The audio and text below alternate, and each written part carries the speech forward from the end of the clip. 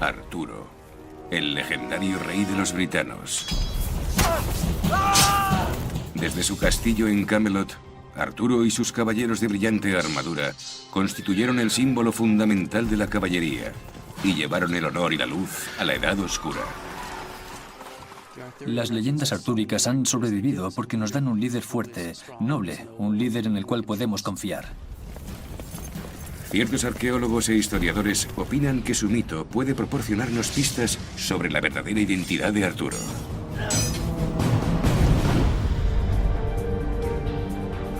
La leyenda del rey Arturo que conocemos hoy fue forjada en un marco increíble, aquí, en la prisión más infame de Inglaterra, la Torre de Londres. Escrita por Sir Thomas Malory, un antiguo miembro del Parlamento que estaba a la espera de ser juzgado por robo, extorsión, intento de asesinato y violación. En el año 1469, mientras se luchaba la sangrienta Guerra de las Rosas, Malory concluyó su gran obra en prosa, La muerte de Arturo. Es una recopilación de las nobles hazañas del rey. El doctor Tobias Capwell es experto en historia medieval. La leyenda artúrica no es solo una historia. Tienes que imaginarla como una gigantesca bola de nieve que rueda colina abajo y va recogiendo todo a su paso, mientras desciende por la colina de la historia.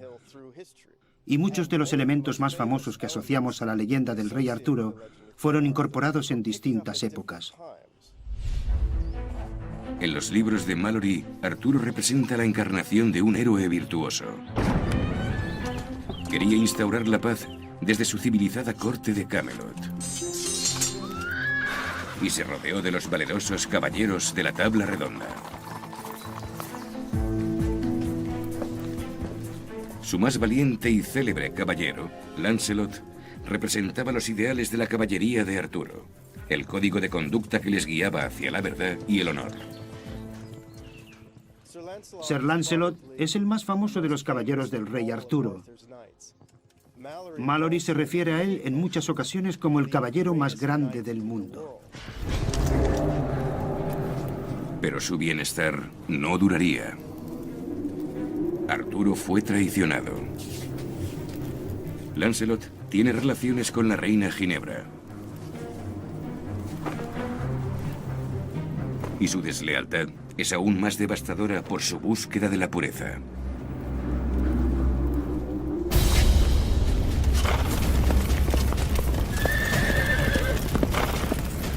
El sueño de Arturo se rompió. Nuevamente fue engañado y persuadido para que luchara con su intrigante sobrino Mordred. Arturo resultó herido de muerte.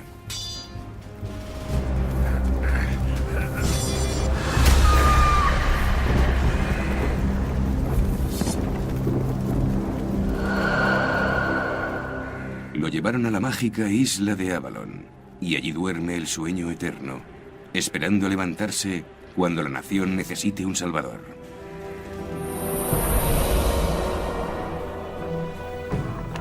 Tal vez deseando un mundo de virtud que desaparecía rápidamente en un país en crisis, Malory escribió la leyenda de Arturo, sus glorias y sus tragedias. Malory no tuvo que inventar demasiados hechos, pero lo que hizo fue construir un marco o una estructura en la que podía aglutinarlo todo y narrar unos hechos con continuidad. E intentó unir a todos los personajes de las diferentes partes de la historia en una única y gran leyenda.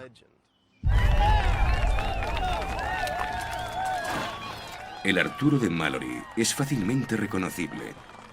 Caballeros de brillante armadura que luchaban por el honor y vivían bajo el estricto código de la caballería.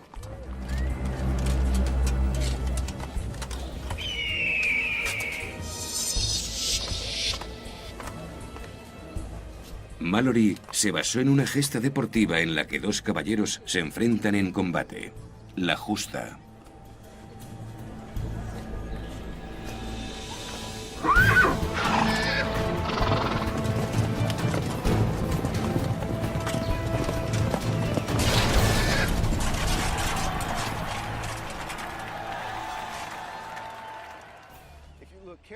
Si se fijan detenidamente en el relato de Malory, todas las técnicas sobre las armaduras y la lucha a caballo se refieren específicamente a los equipos y las prácticas de su tiempo, el siglo XV. Pero los expertos confirman que el rey Arturo no vivió en el siglo XV. Tenemos datos fidedignos y relatos contrastados de la Edad Media y del Renacimiento, y está muy claro que Arturo no era un caballero de brillante armadura.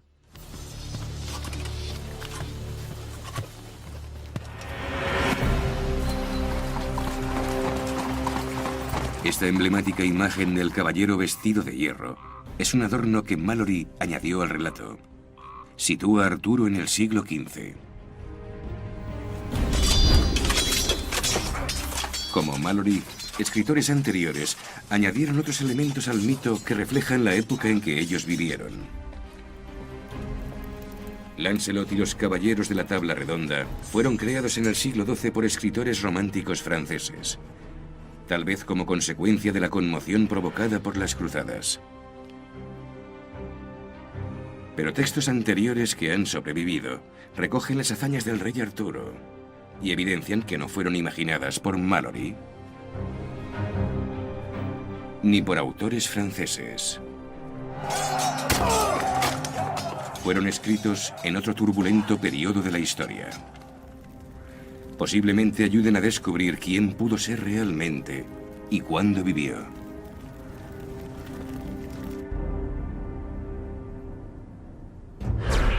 El profesor Snyder ha escrito ampliamente sobre los primeros tiempos de la historia británica. Arturo aparece por primera vez en una obra llamada Historia de los Bretones, escrita en el siglo IX después de Cristo, firmada por un monje de nombre Nennius, que escribió: «Sabemos que Arturo luchaba en aquellos tiempos contra los sajones junto al rey de los bretones y que era el líder del ejército». Luego Nennius sigue describiendo cómo Arturo vence a los sajones en 12 grandes batallas que culminan con la batalla del Monte Badon. Nennius cita también la invasión anglosajona del siglo V y que en Monte Badon tuvo lugar un bien documentado conflicto.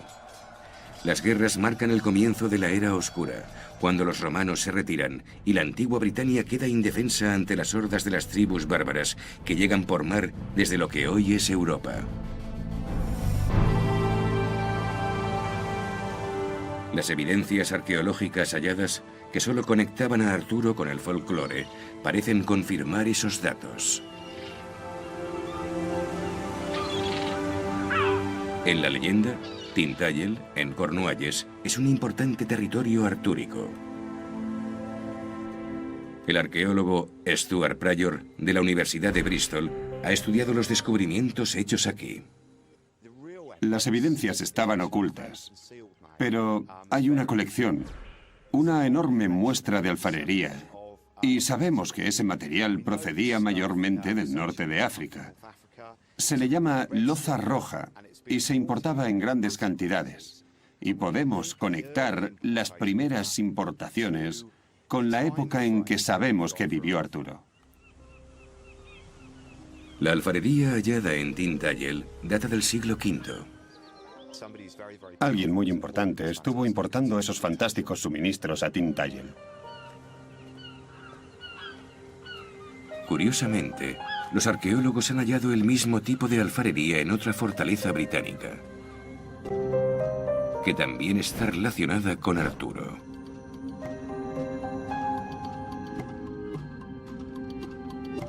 El castillo de Cadbury era famoso por ser la sede de Camelot, la corte legendaria en el centro del reino del rey Arturo. Todo lo que queda hoy es una colina sobre los valles circundantes.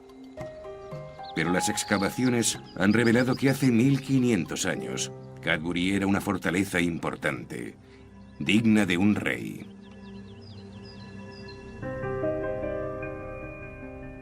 Los muros exteriores tienen 4,80 metros de grosor y una longitud de 1200 metros. Dentro había un cobertizo de madera y en la esquina del sudoeste había una entrada, con una calle pavimentada que llevaba a ella. La fortaleza era la mejor protegida que se sepa en la Inglaterra del siglo V. Los fragmentos hallados en el interior del patio de Cadbury son iguales que los de la alfarería romana desenterrada en Tintagel. Conectan ambos lugares e indican que la región estaba poblada por comunidades estables y organizadas cuando vivía el rey Arturo. Hay lugares que son mencionados en el mito, en los que hemos encontrado pruebas arqueológicas ligadas a él. Y creo que no solo es la imaginación lo que los une. Los hallazgos arqueológicos coinciden con la época en que Nennius sitúa al rey Arturo, el siglo V. Gran parte del país estaba bajo el ataque de los anglosajones, que entraron en las tierras interiores, arrasando lo que encontraban a su paso.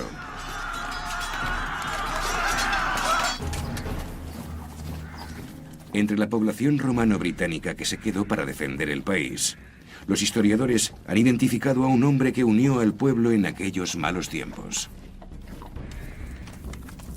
Él es el posible candidato para ser el auténtico rey Arturo, Ambrosius Aurelianus. El historiador y escritor Geoffrey Ash es experto en la leyenda artúrica.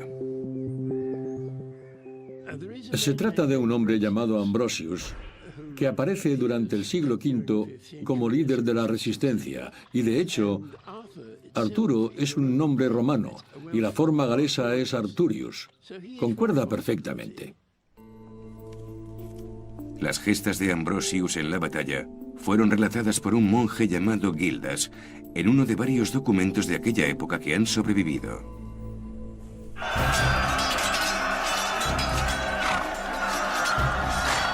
Era un gobernante de un alto linaje romano y tomó parte en las batallas. Puede que Ambrosius ayude a explicar uno de los elementos importantes en la historia de Arturo, la mágica Excalibur.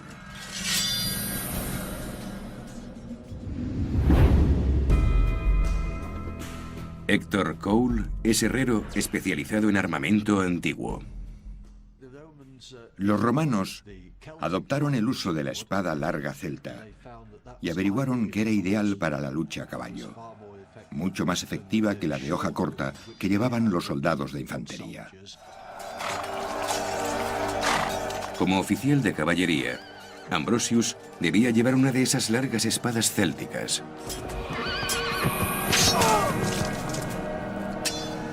Esas armas tenían una temible reputación.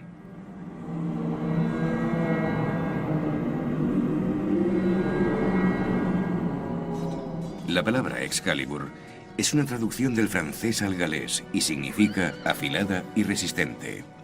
Excalibur era un arma mágica, una espada larga, diría yo. Las mejores espadas de la época romana eran las que hoy llamamos de diseño damasquinado.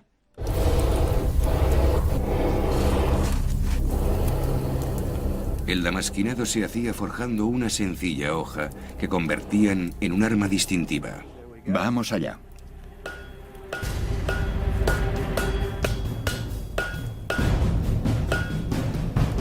Las barras se doblaban y retorcían.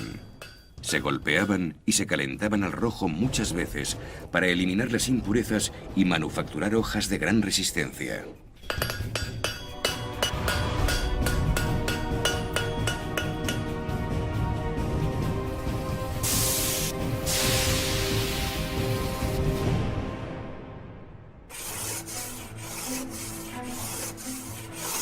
Cuando tenían la calidad y forma adecuadas, se pulían para retirar la capa exterior de carbón que se adhería mientras estaban en el horno. Luego las pulían y las frotaban con un potente ácido para eliminar la última capa de impurezas, revelando el distintivo dibujo de las hojas. Creo que la leyenda de Excalibur proviene del damasquinado, porque el dibujo es lo que le da su magia a la espada. Ambrosius, un combatiente del siglo V, defendía Inglaterra de los invasores sajones, llevando una poderosa espada.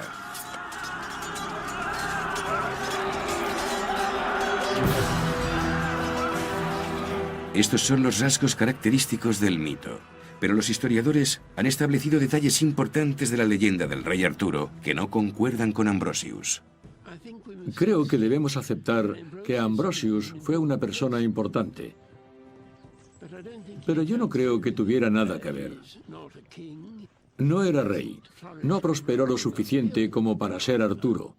Y no hay pruebas fehacientes de que fuera un gran líder de los bretones. Aunque algunos historiadores creen que solo Ambrosius puede ser el rey Arturo de la leyenda, hay otros que creen que oculto entre las crónicas del siglo V hay otro personaje que concuerda con los elementos del mito.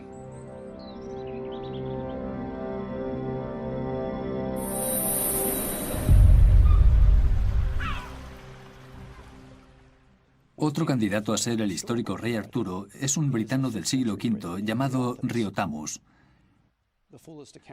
Todo lo relatado sobre la vida de Riotamus es de un escritor de nombre Jordanes, que escribió la historia de los godos, y Jordanes lo describe como rey de los britanos.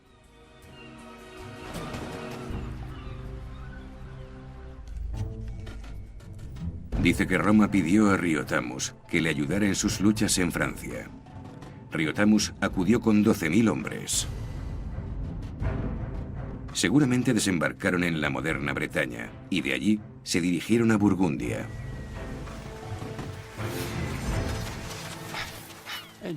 Si fueron por mar, significa que tenían una flota. Y un líder que podía hacer eso era una persona muy poderosa. Riotamus reforzó las legiones y luchó contra otra salvaje tribu germánica, los visigodos. Pero lo que no sabía es que había un traidor en sus filas. Un lugarteniente llamado Arbandus traicionó a Riotamus indicando su posición, y el enemigo les estaba esperando.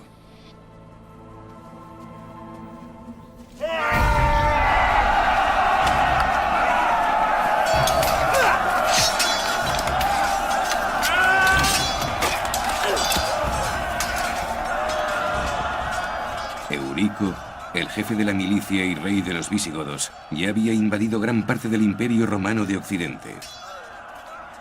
Cogido por sorpresa, Riotamus fue vencido.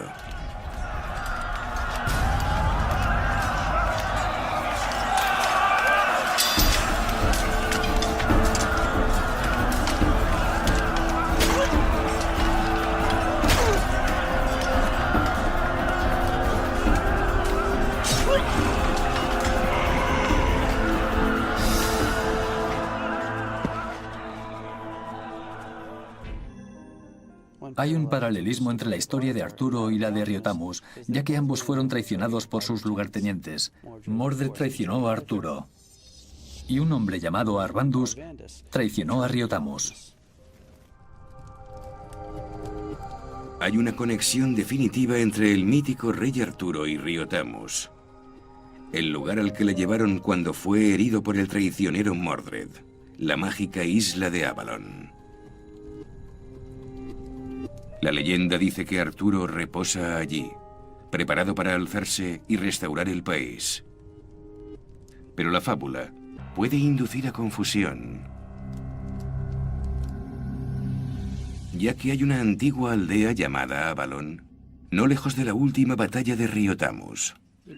Existe un lugar real llamado Avalon que está en Burgundia, la actual Borgoña. Y lo último que sabemos de Riotamus es que iba en esa dirección, intentando escapar de los godos. Como en el último capítulo de la legendaria vida de Arturo, Riotamus no murió allí, sino que fue herido. Y como Arturo, fue conducido a Avalon.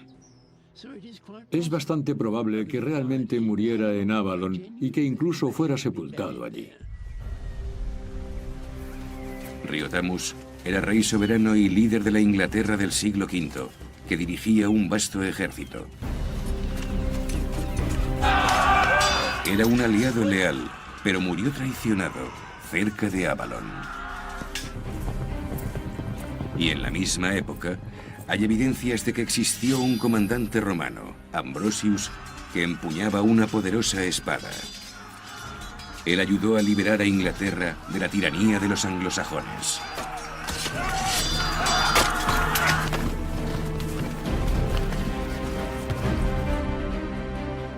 Algunos historiadores creen que la respuesta a la pregunta de quién de esos dos hombres era el auténtico rey Arturo se puede encontrar en la primera versión escrita de sus nobles hazañas. Geoffrey de Monmouth escribió su libro La historia de los reyes de Britania en el siglo XII y fue una obra muy leída y famosa. Geoffrey de Monmouth escribió su libro La historia de los reyes de Britania en 1134. Geoffrey describía un Arturo del siglo V, un rey de Britania que derrotó a los sajones con una espada mágica, llevando la paz a Inglaterra como Ambrosius. Pero también dice que este luchó en Francia, cerca de otro lugar llamado Avalon, como Río Tamus. Es el punto de partida para el mito artúrico. Hay varios elementos en las vidas de Ambrosius, Aurelianus y Riotamus que pueden haber contribuido a la leyenda de Arturo, y que escritores como Geoffrey de Monmouth pudieron tomar esos elementos para construir la vida de Arturo. En la antología de Geoffrey de Monmouth, parece que Riotamus y Ambrosius se funden para convertirse en el ficticio rey Arturo.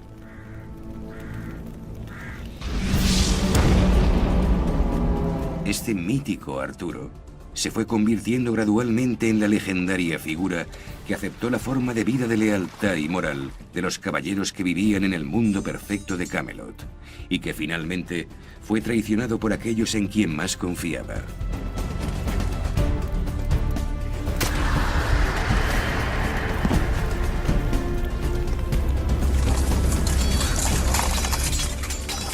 En tiempos de intranquilidad y conflictos, Arturo apareció nuevamente, adornado con las características más apreciadas por los escritores de la época.